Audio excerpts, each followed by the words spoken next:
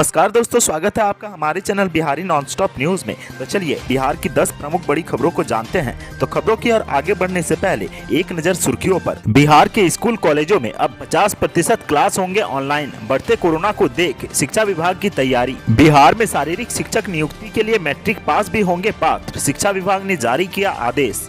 बिहार के सभी जिलों में साल के अंत तक चलेंगे इलेक्ट्रिक और सीएनजी बसें। प्रदूषण कम करने में होगी सहायता।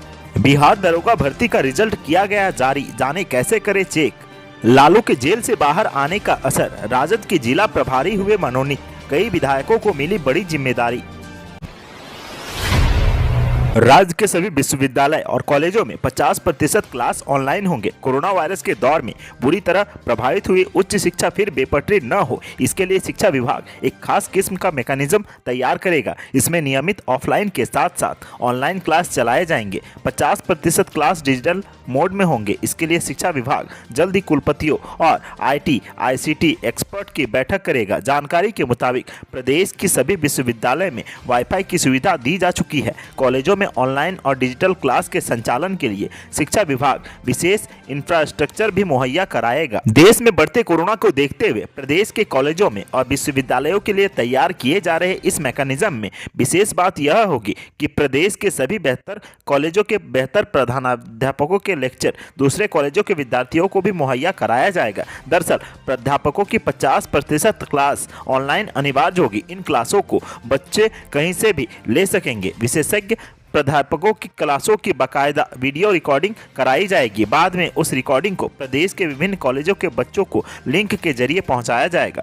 प्राथमिक स्तर पर इसके लिए हुए मंथन में विशेषज्ञों ने तय किया है कि सभी सरकारी और संबद्ध कॉलेजों के विद्यार्थियों और प्राध्यापकों के मोबाइल नंबर लेकर ग्रुप बनाए जाएंगे।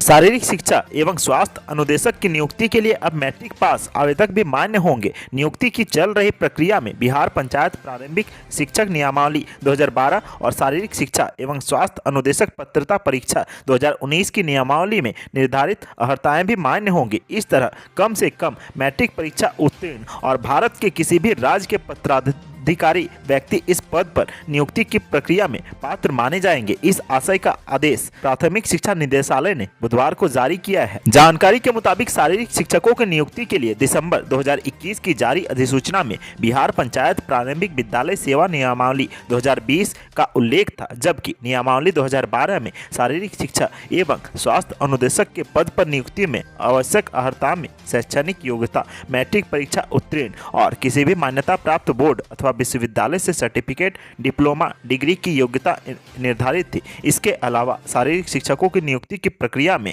पूरे भारत के पात्र व्यक्ति भाग ले सकते हैं। इसी अर्हता के आधार पर पात्रता परीक्षा 2019 भी आयोजित की गई थी।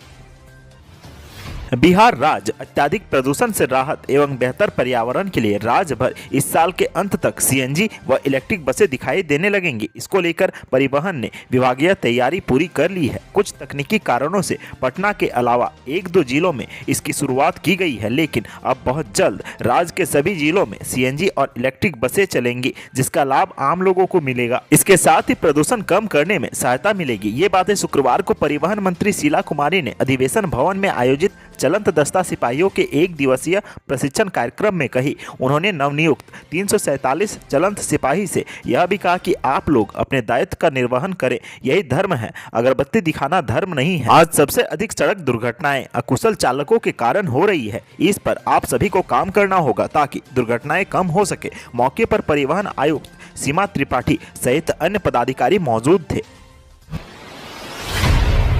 बिहार पुलिस अवर सेवा आयोग ने पुलिस अवर निरीक्षक एवं प्रारक्षक अवर निरीक्षक पदों पर भर्ती के लिए आयोजित की गई संयुक्त मुख्य प्रतियोगिता परीक्षा का परीक्षाफल जारी कर दिया है। इस परीक्षा में तकरीबन 48,000 आवेदकों को बुलाया गया था, जिनमें से करीब 45,000 अभ्यर्थी ही परीक्षा में शामिल हुए थे। यह परीक्षा 24 अप्रैल 2022 को आयोजित की गई थी। 2 पालियों में इसका आयोजन हुआ था। इन पदों के लिए आयोग ने 2020 में 14 अगस्त को अधिसूचना जारी की थी। इस भर्ती परीक्षा के अगले चरण में अब शारीरिक दक्षता परीक्षा होनी है। इसके लिए कट ऑफ के आधार पर 14,256 उम्मीदवारों को सफल घोषित किया गया है। वहीं 8 आरक्षित कोटियों में महिला और पुरुष के लिए अलग अलग कट ऑफ अंक निर्धारित किया गया है।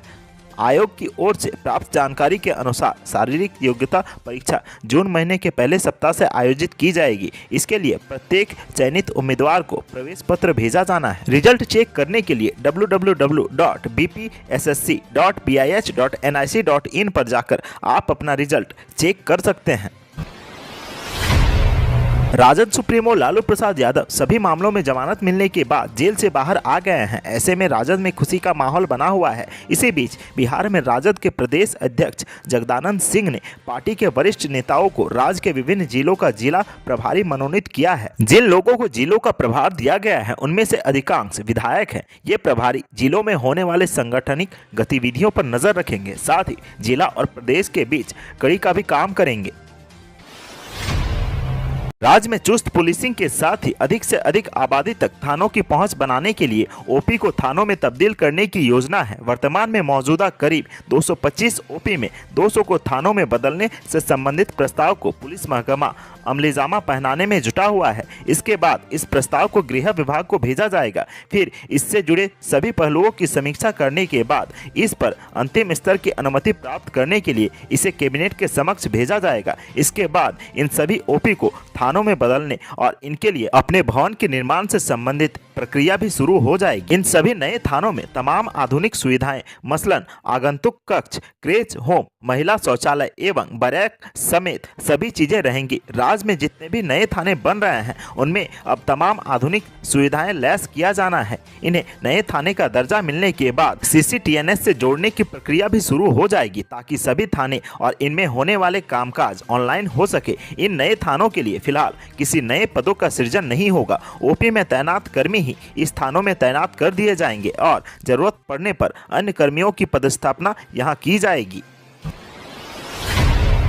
सूबे में मई के पहले सप्ताह से डाकघर के करोड़ों खाता धारकों को ई बैंकिंग की सुविधा मिलनी शुरू हो जाएगी। इसके बाद डाकघर के खाता धारक भी गूगल पे से शीघ्र भुगतान कर पाएंगे। इसके बाद पेंशन व मनरेगा के श्रमिकों को सबसे अधिक लाभ होगा। इसके लिए सिस्टम को अपडेट करने का काम शुरू हो चुका है। ई बैंकिंग सेवा में निफ्ट को भी शामिल किया गया है। डाक विभाग ग्राहकों को यह सेवा मई के पहले सप्ताह में उपलब्ध कराने जा रहा है। डाकघर के बचत बैंक में गाँव के लोग छोटी छोटी राशि जमा करते हैं। पेंशन डाकघर के बचत खाते में आती है। किसान विकास पत्र व डाकघर की अन्य बचत योजना के पूरे होने पर डाकघर के बचत खाते में रुपये जमा कर देते हैं। डाक विभाग बचत खातों को अन्य बैंकों की तर्ज पर ई बैंकिंग की सुविधा उपलब्ध कराने जा रहा है।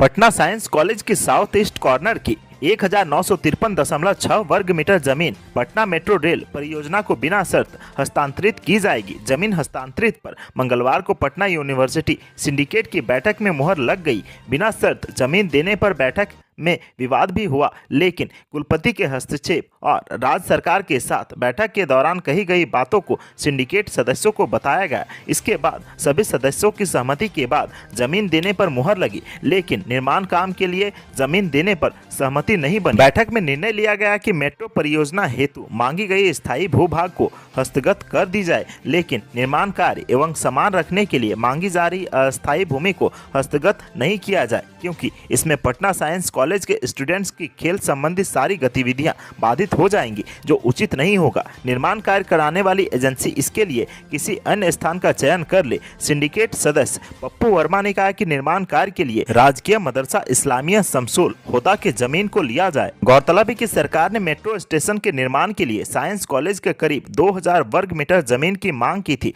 साइंस कॉलेज व NIT कॉर्नर पर ही मेट्रो स्टेशन का निर्माण किया जाना है। इस वजह से अधिक जमीन की जरूरत पड़ रही है। इसके अलावा PU की अन्य कुछ जमीन भी ली जाएगी। बिहार के लोगों को पूर्वोत्तर भारत के सबसे बड़े पेप्सी प्लांट के बाद पहले इथेनॉल प्लांट का तोहफा मिलने जा रहा है। राज्य के मुख्यमंत्री नीतीश कुमार 30 अप्रैल को नए इस प्लांट का उद्घाटन करने जा रहे हैं। यह इथेनॉल प्लांट औद्योगिक विकास की ओर से अग्रसर पूर्णिया को इथेनॉल उद्योग एक कदम और आगे ले जाएगा। पूर्णिया को धमदाहा अनुमंडल के गणेशपुर परोड़ा में बिहार का पहला इथेनॉल प्लांट बनाया गया है। यह प्लांट 104 करोड़ की लागत से इंडियन बायोफ्यूल्स प्राइवेट लिमिटेड द्वारा करीब 15 15 एकड़ जमीन पर बनाया गया है। इस प्लांट से एक दिन में 65,000 लीटर इथेनॉल का उत्पादन किया जाना है। इथेनॉल प्लांट की शुरुआत होने से कोसी एवं सीमांचल के लोगों में काफी लाभ पहुंचने वाला है। यहाँ के लोगों को इस प्लांट से अच्छा रोजगार मिलने वाला है। देश में अच्छी ईख से इथेनॉल का उत्पादन किया जाता है, पर बिहार के इस पहले प्लांट से मक्का और ब्रोकन राइस से इथेनॉल का उत्पादन होगा। अप्रैल महीने की शुरुआत से इसका ट्रायल भी चल रहा था। यह मक्का कच्चा माल के रूप में इसी इलाके में किसानों से लिया जाएगा, जिससे यहाँ के किसानों को काफी लाभ मिलेगा। बिहार राज्य में 3 लाख लोगों ने रोजगार के लिए एनआईसी पोर्टल पर आवेदन किया है। पिछले वित्तीय वर्ष की तुलना में यह 4 गुना से अधिक है। वहीं ऑनलाइन पोर्टल पर 2015 से अब तक राज्य के 14 लाख से अधिक बेरोजगार युवाओं ने अपना निबंधन कराया है। बेरोजगार को ऑनलाइन निबंधन की सुविधा एनपीएस पोर्टल पर 2015-16 से मिली हुई है। पहले साल बिहार में मात्र 5,152 बेरोजगारों ने ही ऑनलाइन पोर्टल पर निबंधन किया था, लेकिन 2016-17 में 6,05,397 बेरोजगारों ने पोर्टल पर निबंधन किया था। साथ ही 2017-18 में 1,53,709, तो वहीं 2018-19 में 1,43,858 बेरोजगारों ने पोर्टल पर निबंधन किया। 2019-20 में 1,18,828 बेरोजगारों ने पोर्टल पर निबंधन किया। वहीं कोरोना के कारण 2020-21 में सबसे कम 71,817 बेरोजगारों ने ही पोर्टल पर निबंधन किया था, लेकिन जैसे ही कोरोना का प्रभाव खत्म हुआ 2021-22 में 3,05,683 बेरोजगारों ने पोर्टल पर निबंधन किया है, जो हाल के वर्षों में सबसे अधिक है। आज के सुर्खियों में बस इतना ही। बिहार से जुड़ी खबरों के लिए सब्सक्राइब करें हमारे चैनल को और साथ ही साथ वीडियो अगर पसंद आए तो लाइक, कमेंट, शेयर कर